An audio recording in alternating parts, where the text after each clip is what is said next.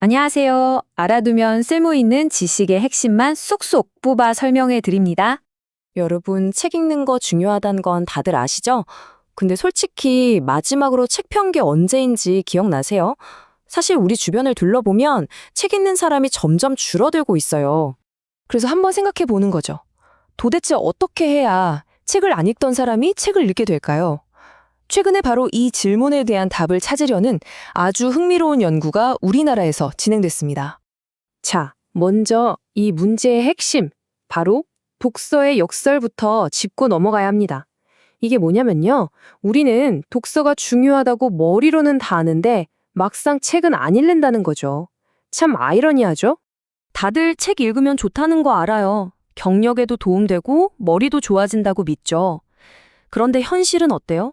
성인 독서율은 계속 떨어지고 있어요. 왜 안냐고 물어보면 대부분 원래 책 읽는 습관이 없어서요. 아니면 일하느라 바빠서 시간이 없어요. 라고 대답해요. 또 TV나 유튜브, SNS 같은 볼거리가 너무 많아서 정신이 팔린다는 이유도 크고요.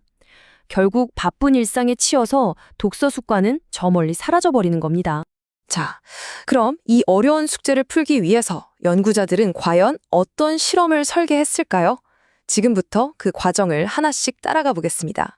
연구팀은 특히 독서 습관을 잃기 가장 쉬운 세 그룹을 딱 정해서 집중적으로 살펴봤어요.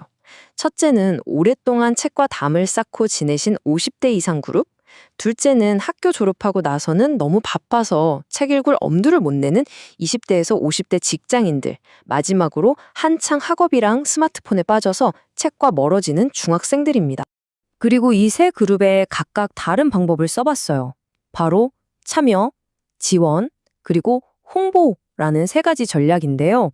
과연 이 중에 어떤 방법이 꺼져가던 독서의 불씨를 다시 살려낼 수 있었을까요? 자, 첫 번째 타자는 50세 이상 그룹입니다. 근데 이분들이 좀 특별해요. 실험에 참여하기 전 1년 동안 책을 단 한 권도 읽지 않은 분들만 모았거든요. 그러니까 실험 시작 전 이분들의 연간 독서율은 말 그대로 0%였던 거죠. 이분들에게 적용한 전략은 아주 간단했어요. 바로 참여시키는 거였죠. 한 달 동안 전문가가 이끌어주는 북클럽이나 아니면 참가자들끼리 자유롭게 운영하는 자율 북클럽, 이 둘 중 하나에 참여하게 한 겁니다. 결과는 어땠을까요? 정말 놀랐습니다. 북클럽 활동이 다 끝나고 2달이 지났는데도 무려 84.5%가 여전히 스스로 책을 찾아서 읽고 있었어요. 완벽하게 독자로 변신한 거죠.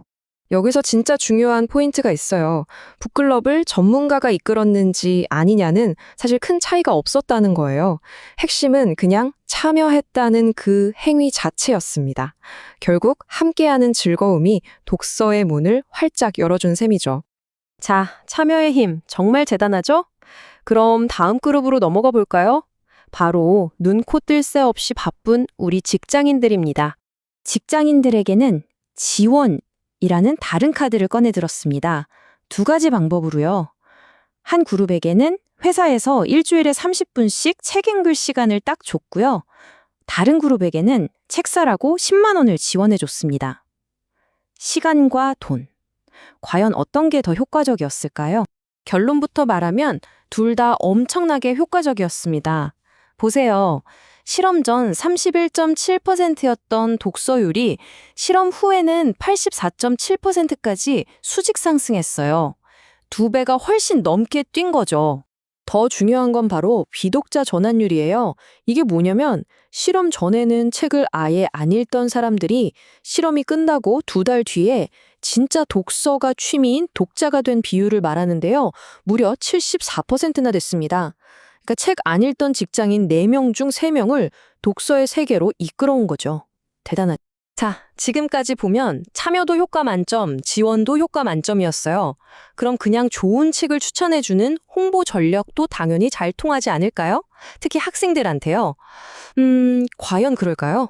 이번 실험 대상은 독서율이 뚝뚝 떨어지고 있던 중학생들이었어요. 연구팀은 가장 고전적인 2가지 홍보 방법을 썼습니다. 하나는 선생님이 수업 시간에 직접 책을 추천해 주는 거, 다른 하나는 학교 여기저기에 독서 포스터를 붙여놓는 거였죠.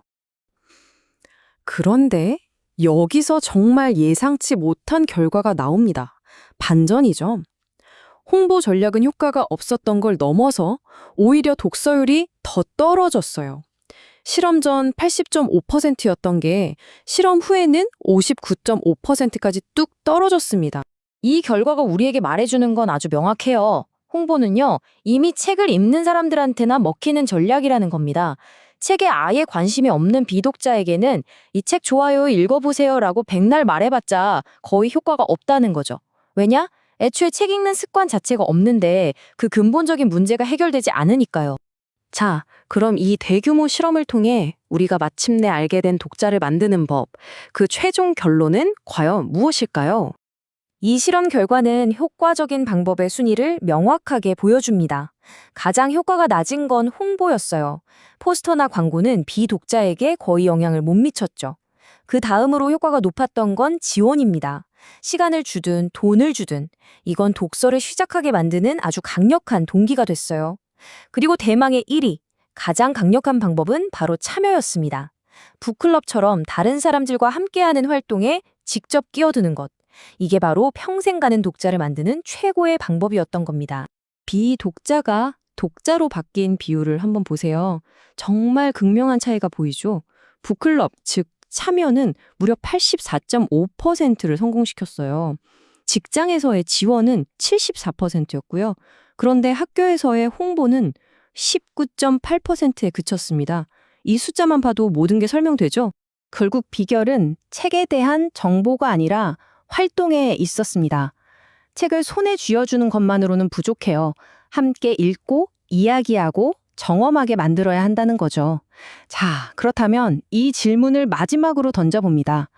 여러분의 일상, 그러니까 가족이나 직장 혹은 우리 동네에서 어떤 독서 활동을 한번 시작해 볼 수 있을까요?